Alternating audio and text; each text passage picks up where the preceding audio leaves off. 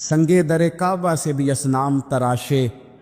تم کون ہو کیا چیز ہے داغ کبابی۔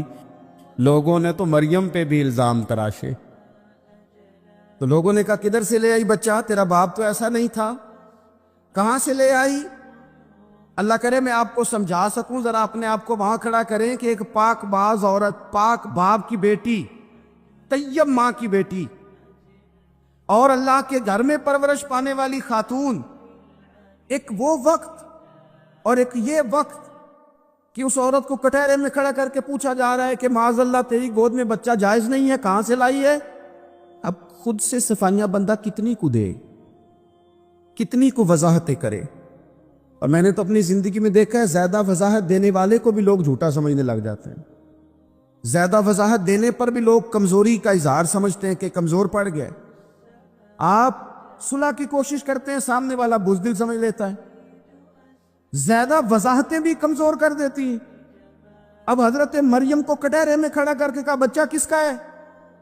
تو پھر خدا بندوبست جب کرے، اللہ جب مددگار ہے، تو پھر حضرت مریم کی گواہی درختوں سے نہیں دلوائی، اس نے پتوں سے نہیں دلوائی، پھر فرشتے نہیں بھیجے۔ حضرت مریم کہنے لگے مجھ سے نہ پوچھو، وہ جو پنگوڑے میں ہے اسی سے پوچھ لو، ان سے پوچھو نا، وہ کون ہے پوچھ لو، ان سے کر لو سوال۔ انہوں نے کہا پنگوڑے میں چند دنوں کا بچہ یہ جواب دے گا؟ مددگار تھا رب، ان کی برات کا اعلان کرنا تھا مالک نے، اور جب مالک اعلان کر دے، جب مالک تیری صفائی دینا چاہے، جب مالک تجھے دنیا کے سامنے نکھارنا چاہے، تو پنگوڑے میں لیٹے حضرت عیسیٰ بول کے کہنے لگے انی عبد اللہ آتانی الکتاب، فرمایا میں اللہ کا بندہ ہوں، رب نے مجھے کتاب عطا کر کے نبی بنا کے دنیا میں بھیجا ہے، میں اللہ کا بندہ ہوں، کتاب لے کے آیا ہوں، نبی بن کے آیا ہوں۔ پھر پنگوڑے سے اعلان ہو گیا، پھر بچہ بول پڑا وما اصابکم من مصیبت فبما کسبت ایدیکم۔ انسان پر کچھ مصیبتیں وہ آتی ہیں جو اس کے ہاتھوں کے کسب کی وجہ سے آتی ہیں۔ بہت ساری قوموں پر عذاب اس لیے آئے کہ انہوں نے بعض گناہ کیے تھے، لیکن یہ یاد رکھیے گا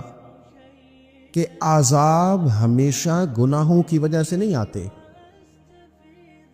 تکلیفیں ہمیشہ گناہوں کی وجہ سے نہیں آتی۔ انسان دکھوں میں، مشکلات میں صرف اپنی غلطیوں کی وجہ سے نہیں الجھتا، بلکہ نبی پاک علیہ السلام نے فرمایا ہے اللہ تعالیٰ کسی بندے کو کوئی درجہ دینا چاہتا ہے، اس کے اعمال اس طرح کے نہیں ہوتے کہ اسے درجہ دیا جائے، اللہ اسے کسی مشکل میں ڈال کے اس کے درجے کو بلند فرما دیتا ہے۔ بلندی درجات کے لیے، قرب الہی کے لیے، اللہ تبارک و تعالیٰ کی بارگاہ کی معرفت کے لیے بھی مصائب آتے ہیں۔ آپ دیکھیے نا، نبی پاک صلی اللہ تعالیٰ علیہ وسلم نے فرمایا سب سے زیادہ تکلیفیں انبیاء پہ آتی ہیں، اور فرمایا میں اللہ کا محبوب ہوں، انبیاء کا سردار ہوں، میرے اوپر سب سے زیادہ تکلیفیں آئی ہیں، آزمائشیں آ جاتی ہیں، اور رب فرماتا ہے وَلَنَبْلُوَنَّكُمْ بِشَيْءٍ مِّنَ الْخَوْفِ وَالْجُوعِ، ہم ضرور تمہیں آزمائیں گے کچھ خوف کے ساتھ، کچھ بھوک کے ساتھ، وَنَقْصٍ مِّنَ الْأَمْوَالِ وَالْأَنفُسِ وَالثَّمَرَاتِ، ضرور تمہیں آزمائیں گے پھلوں کی اور جانوں کی کمی کے ساتھ۔ اگر تم اس میں ثابت قدم رہے، شکوے نہ کیے، اپنے رب کی رضا پہ تم راضی رہے، تو وبشر الصابرین، اے محبوب پھر جو میری رضا پہ صبر کریں انہیں میری جنت کی خوشخبری بھی عطا فرما دے۔ ہم تمہیں ضرور آزمائیں گے، خوف بھی،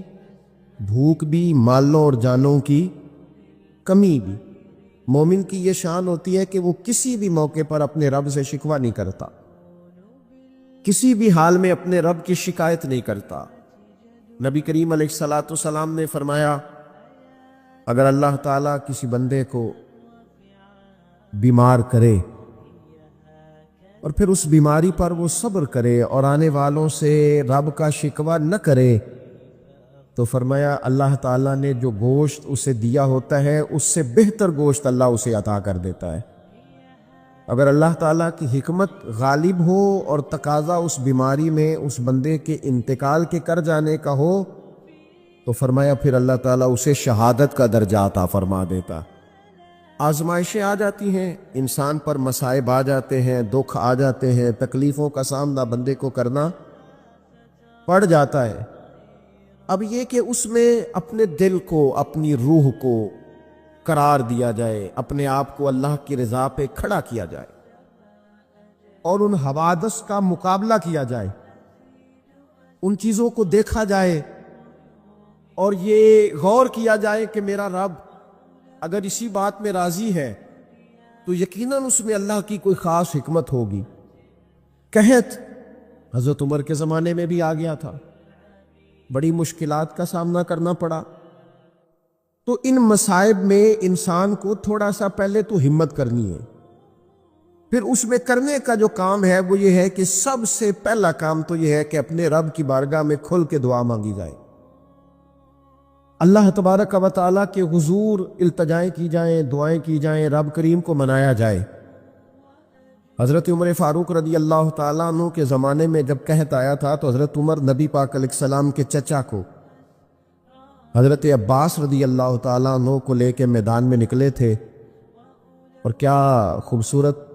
لفظ انہوں نے ترتیب دیے تھے۔ عرض کرتے تھے مالک پہلے ہم تیری بارگاہ میں محبوب پاک کو لے کے آیا کرتے تھے،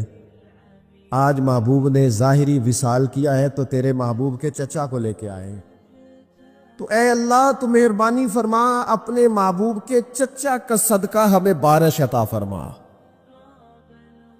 تو بس حضرت عمر نے وہ دعا مانگی، حضرت عباس کو وسیلہ بنایا تو اللہ نے بارش عطا فرما دی۔ اچھا، پھر یہ دونوں چیزیں ہمیں حدیث صحیح میں ملتی ہیں۔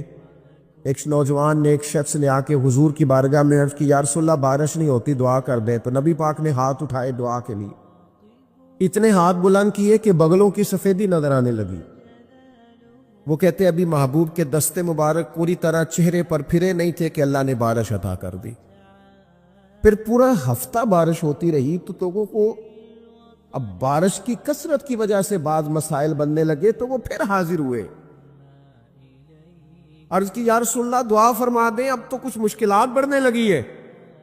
تو حضور نے پھر ہاتھ اٹھائے، کہا اللہ اپنا فضل نصیب فرما، مہربانی فرما، کبھی بارش کی ضرورت ہوتی ہے اور کبھی بارشوں کا کثرت سے ہونا وہ تکلیف کا باعث ہو جاتا ہے بعض جگہوں پر۔ تو کہتے پھر حضور نے دعا فرمائی، ابھی چہرے پہ ہاتھ نہیں پھیرے تھے کہ مدینہ منورہ میں بارش ختم ہو گئی۔ تو سب سے پہلا اور ضروری کام ہمارا آج مزاج بن گیا ہے کہ ہم تبصرے کرتے ہیں،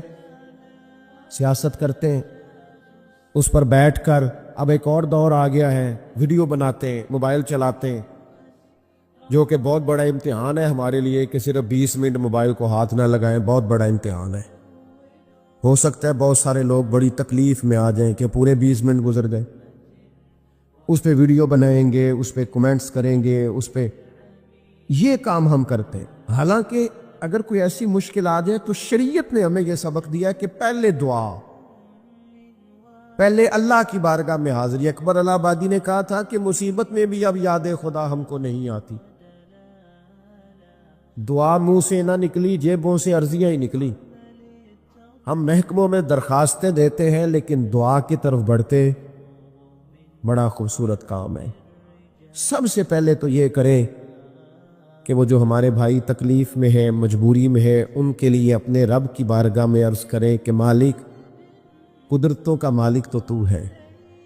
ہر چیز تو تیرے دست کرم میں ہے، اور تو کریم اتنا ہے کہ بندوں پہ تو غضب نہیں زیادہ فرماتا، رحمت ہی زیادہ فرماتا ہے، اور تیری رحمت تیرے غضب پر غلبہ رکھتی ہے، اس لیے مالک تو کرم فرما، اور یہ جو لوگ ہیں تو انہیں اپنے فضل سے ہی آسانی عطا فرما تاکہ اس مشکل سے نکل آئیں۔ جن دنوں قحط آیا تھا نا مکہ مکرمہ مدینہ طیبہ میں حضرت عمر کے زمانے میں،